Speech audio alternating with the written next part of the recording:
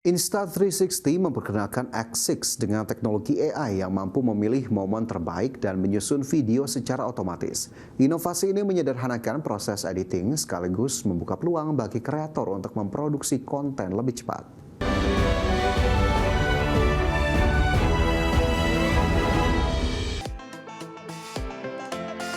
Insta360 X6 membawa konsep zero editing untuk mempercepat proses dari merekam hingga membuat video. Sistem ini didukung Insta360 Phanomind, model AI yang dikembangkan khusus untuk memahami video 360 derajat. Phanomind dilatih menggunakan lebih dari 10.000 jam data video dalam lebih 30 skenario. Teknologi ini memungkinkan sistem mengenali momen penting dan sudut pengambilan yang menarik. Sementara itu, AI Director bekerja langsung pada X6 untuk menganalisis hasil rekaman. Saat kamera diisi daya, sistem dapat memilih momen terbaik dan menyusun menjadi video.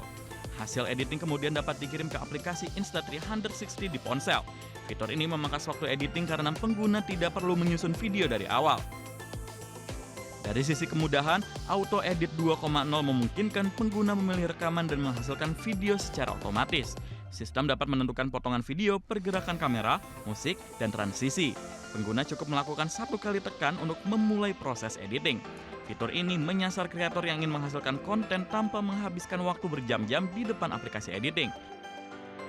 Kedepannya, Insta360 juga mengandalkan Moments Pro pada layanan Insta360 Plus untuk editing berbasis cloud. Pengguna dapat menentukan subjek, suasana, gaya, dan durasi video yang diinginkan. Fitur ini dikembangkan dengan teknologi Google Gemini untuk membantu menghasilkan video sesuai perintah pengguna. Strategi ini memperkuat posisi Insta360 di pasar kamera 360 sekaligus membuka peluang bisnis dari layanan cloud dan fitur AI. Berbagai sumber IDX Channel.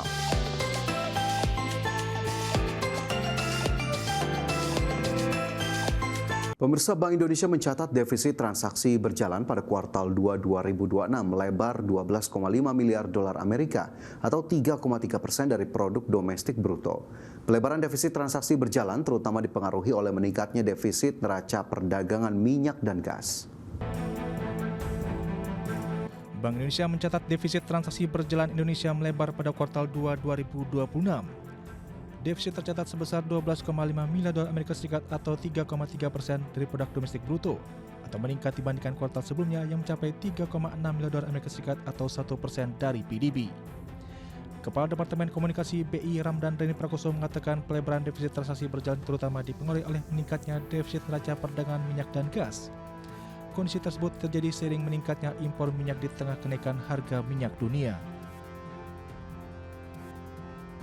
Selain itu, surplus neraca perdagangan non-migas juga tercatat lebih rendah. Penurunan surplus tersebut dipengaruhi oleh peningkatan impor non-migas untuk memenuhi kebutuhan kegiatan ekonomi domestik yang masih tinggi. Tim Liputan IDX Channel.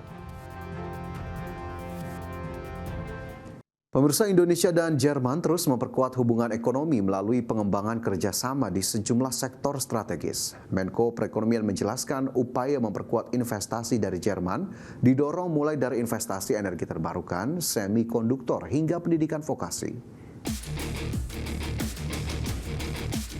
Dalam pertemuan tertutup antara delegasi pemerintah Jerman dengan Menko Perekonomian Airlangga Hartarto, Indonesia mendorong sejumlah proyek potensial di sektor energi terbarukan serta penguatan rantai nilai industri semikonduktor untuk menjadi tujuan investasi Jerman ke depannya.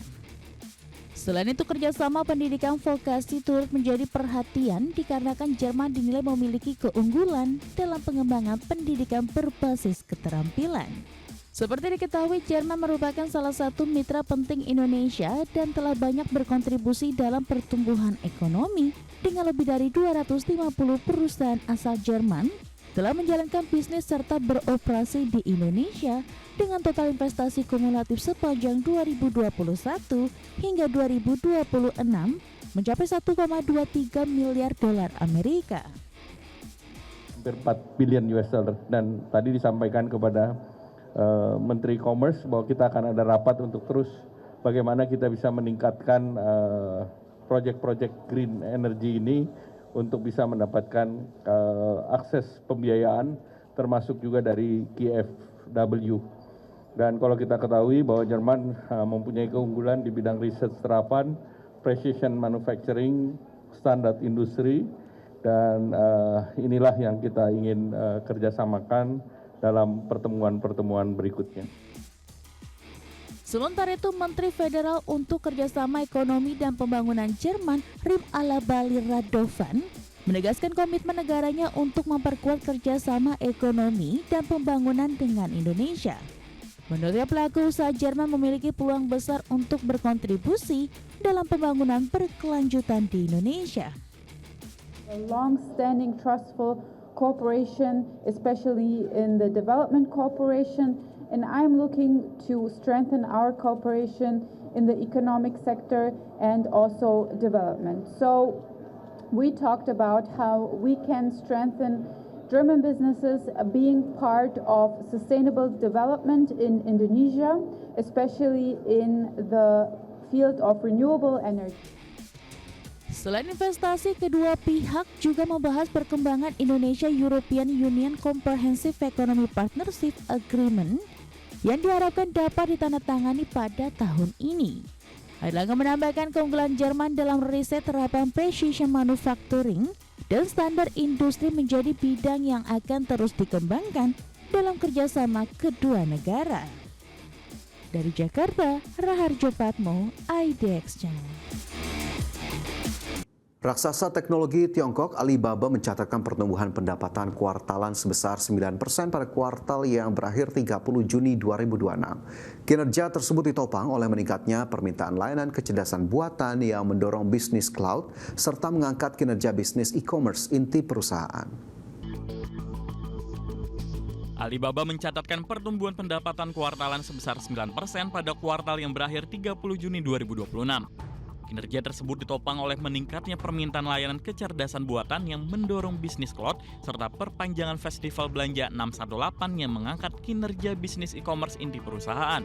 Dalam laporan yang dirilis, perusahaan teknologi asal Tiongkok tersebut membukukan pendapatan sebesar 268,95 miliar yuan atau sekitar 40,02 miliar dolar Amerika pada kuartal 1 tahun fiskal 2027.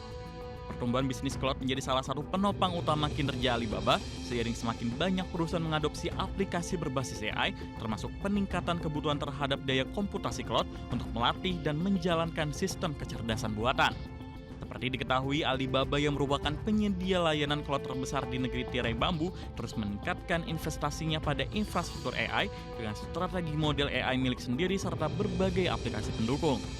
Langkah tersebut dilakukan untuk menjadikan AI sebagai salah satu pendorong utama pertumbuhan bisnis cloud maupun bisnis konsumen setelah pendapatan dari layanan cloud dan komputasi berbasis AI meningkat 45% menjadi 48,44 miliar yuan sepanjang tahun ini. Oleh karena itu, pihak manajemen menempatkan kecerdasan buatan sebagai bagian penting dari strategi pertumbuhan jangka panjang perusahaan, di mana investasi pada kapasitas komputasi, infrastruktur, model AI, dan aplikasi diharapkan dapat memperkuat posisi Alibaba di tengah persaingan industri teknologi Tiongkok yang semakin ketat. Sebagai sumber, IDX Channel.